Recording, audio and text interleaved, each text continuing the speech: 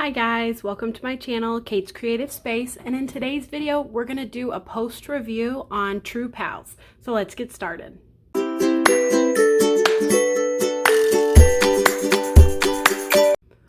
Okay guys, this is my latest finish. It is my 23rd total finish of all time and my 9th finish of the year 2025.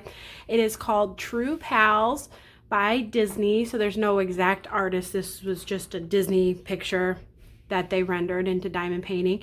And it is 22 by 28 inches or 55.8 centimeters by 70.7 centimeters. My overall thoughts on this kit here was that the size point is my sweet spot. I love 22 by 28 inches. It's not too big, not too small. This is my Goldilocks of sizes. I feel like it didn't take me 100 years to finish this kit, but it also is big enough that it was kind of a fun undertaking. So I do really like the size point of this kit. It had 18 total colors. 3 of them are fairy dust and 1 is glow in the dark. So that is where we were at with colors. I did add some colors to this kit, but we'll get into that in just a minute here. Let's go keep panning down so you can see the overall finish of the kit. This had over 10 bags of ecru, which is this back white color here. So over 10 bags of it. So I am not gonna lie, I am more of a confetti person than a color blocking person. So color blocking, this is a color blocker lover's dream kit where the background is these big chunks of color. Whereas confetti, I can't even give you an example of confetti on this kit. This kit has none. Confetti is a section of the painting where there's just a ton of colors and you aren't really doing much multi-placing at all because you have to change the colors out so often. So I primarily single place my kits. So this kit was a huge undertaking, and I'm not gonna lie, I started it from the top and went to here, and then I started at the bottom and I went up here. I wanted to save this row right here with their faces on it for last, and by the time I got here, I started multi-placing the background. Now I don't know how different you can see from far away it looks. I think it makes a difference. That I think you can really tell that this was multi-placed compared to like this square or even these squares down here. Like, I think that these squares really stand out. And I don't know if that is a knock on my ability to multi-place because I don't do it very often, so I'm not very good at it, or a knock on just the background being that light color. A lot of people, I think, have said that the background, white or cream colored backgrounds, are really hard to multi-place because of gapping. I think those colors gap the most. You can tell right here, in my opinion, that was multi-placed. Whereas up here, these sections were not. In my opinion, you can tell really bad. But I was so done by the end of this kit with that background color that multi-placing was literally the only option I had to get through it. I made this kit so I could frame it and hang it up for my son. And I love him so much and I'm glad I did it for him. But I am ready to move on to some higher confetti kits because this one was, it was quite a bit of multi-placing. It did make the kit go fast though. Even single placing as one color goes pretty fast. I started this kit on June 30th and finished it on August 15th. I was doing other kits at the same time. So I would do like a row of this kit, then I'd switch to another kit, and then I'd come back to it. So that is partly why it took a little bit longer.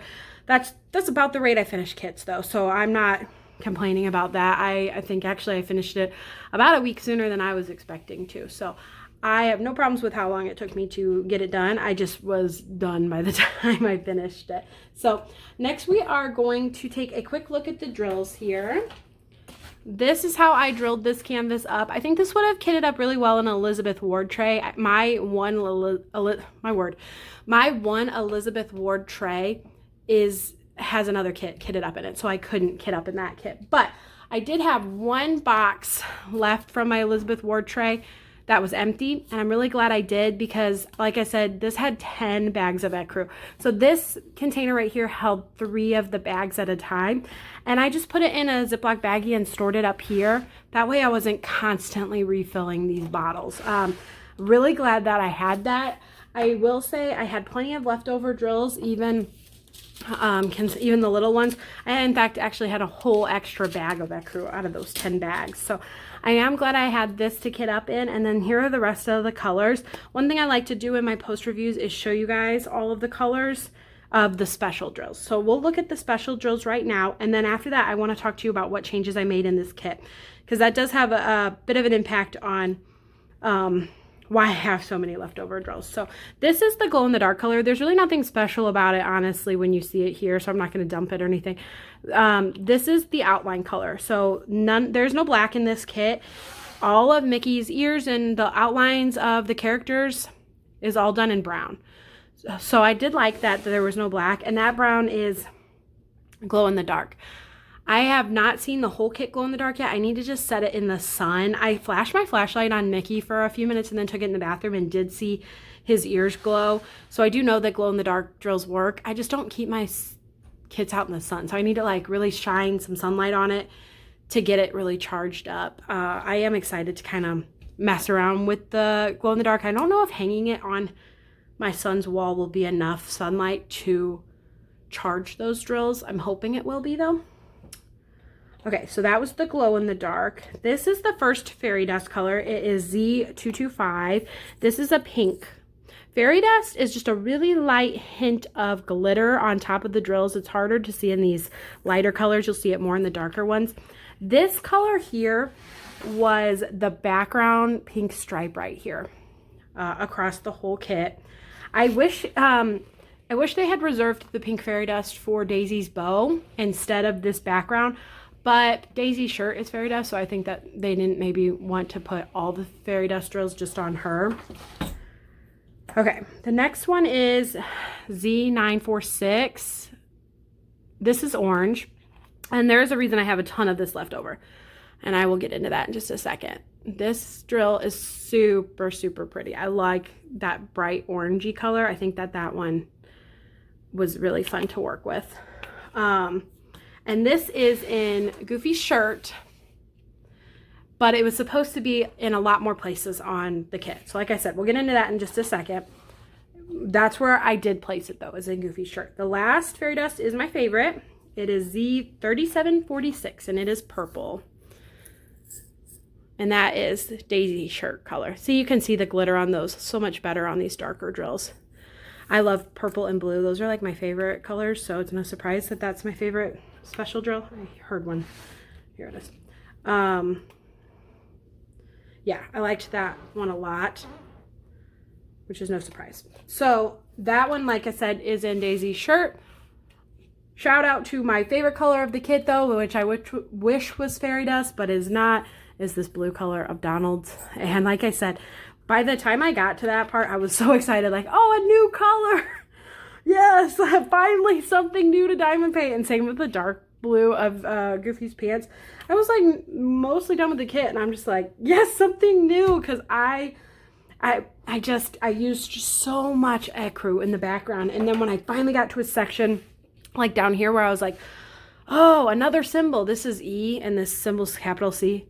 I'm moving to another symbol. Yeah, this color is almost exactly like ecru. It's maybe one shade lighter, and that is the color of like Mickey and Minnie's faces and the ducks and everything. So I used a lot of cream in this kit, and I am more of a colorful kit type of person. So my love for my son helped me get this one done.